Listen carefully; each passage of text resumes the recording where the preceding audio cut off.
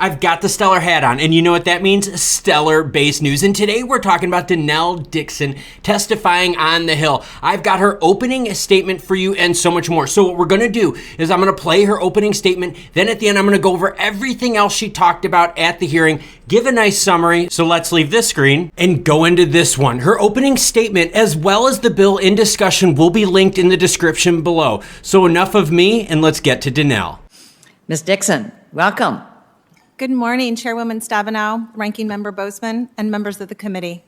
Thank you for inviting me to testify today. I'm so honored to be here, and I look forward to discussing the Digital Commodities Consumer Protection Act.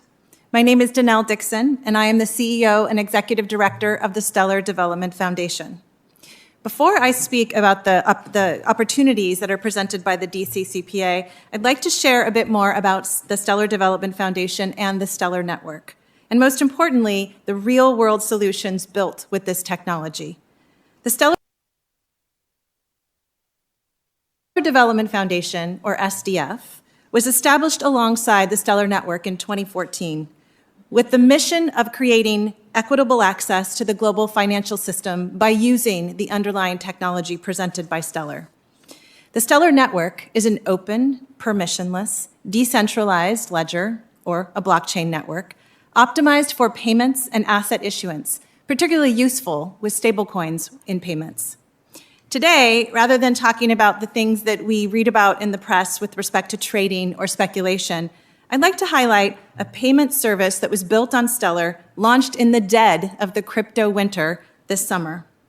In June, MoneyGram, Circle, and a growing number of digital wallets launched a first-of-its-kind global service that enables anyone to convert cash to digital assets without a bank account, without a credit card. This service utilizes the Stellar blockchain and Circle's USDC coin, it's a stablecoin, to allow cash funding and payout in different currencies all around the world. The Stellar Network provides the digital rails to make payments fast and secure. USDC provides a truly stable digital asset, and while MoneyGram provides a global network of cash-in and cash-out locations. This is true interoperability with the existing financial system. In practical terms, what this means is that an immigrant farm worker in Michigan or Kansas or California or anywhere in the world can send her hard-earned cash to her family and to her home country without experiencing outsized fees or uncertain wait times. She can walk into a local MoneyGram location, typically a supermarket or a pharmacy, with $100 in cash, and in minutes, from start to finish, she can convert that $100 into virtual dollars in USDC. And that's deposited directly into her digital wallet. On the other side of the transaction, her parents could visit their local MoneyGram location and cash out of their own USDC from their digital wallet that she sent to them into their local fiat currency when they need that. This is available right now and is being used right now.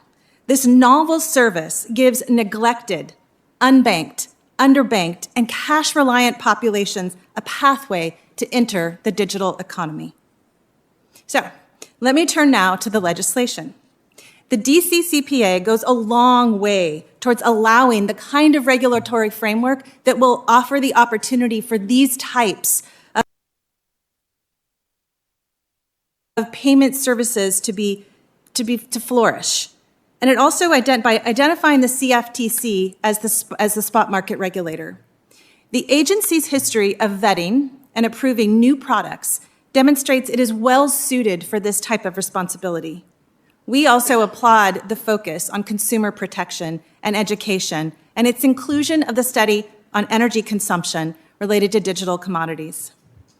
It is also encouraging to see that this bill sets out a process for listing stablecoins and that it is consistent with the PWG report with payment stablecoins not being included as securities. We agree with that, and they're necessary for payments. Rightfully, the DCCPA has defined a digital commodity while recognizing the SEC's jurisdiction.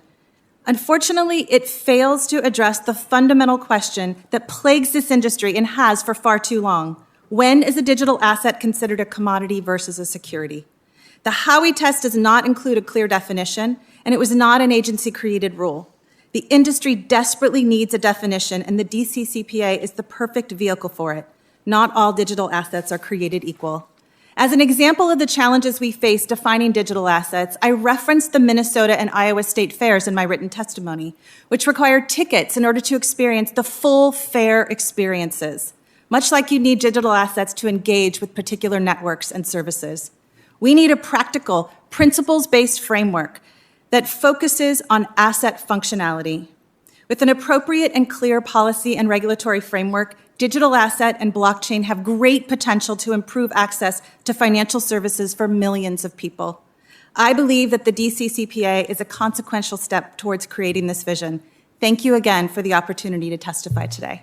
What an amazing job by Denelle Dixon speaking in front of what was a harsh crowd. The opening statements, though, were very interesting with this committee. As they said several times, Bitcoin and Ethereum are commodities, which would be really, really bad for the rest of crypto. Why? Because that means the rest of it would fall as a security under Gary Gensler. And Gary Gensler is not someone we want looking after the crypto space. But what was really important here is Denelle Dixon made several differences that we all need to pay attention to, especially Congress. Number one, there is a difference in stablecoins. We have real stablecoins, which are backed one-to-one USDC style, but we also have those pseudo stablecoins, algorithmic-based ones like UST, which crashed, which the committee brought up. The other thing that we have to bring up is the committee's worry about fraudulent activity going on there. Do I want to remind the committee that the United States government was also the same government out there that enabled what everyone no verification loans, no documentation loans,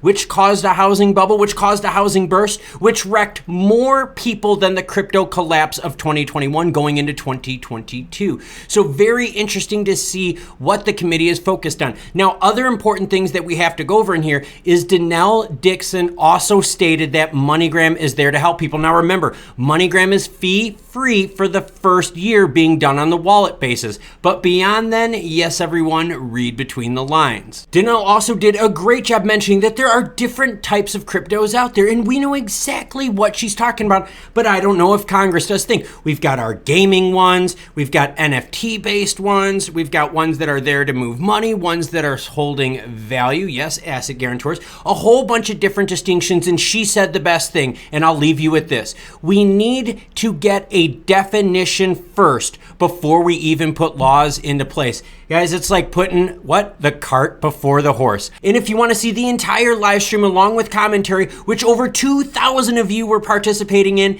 check it out right here. Thank you very much for watching. Thank you for the support of the channel, and have a great rest of your day.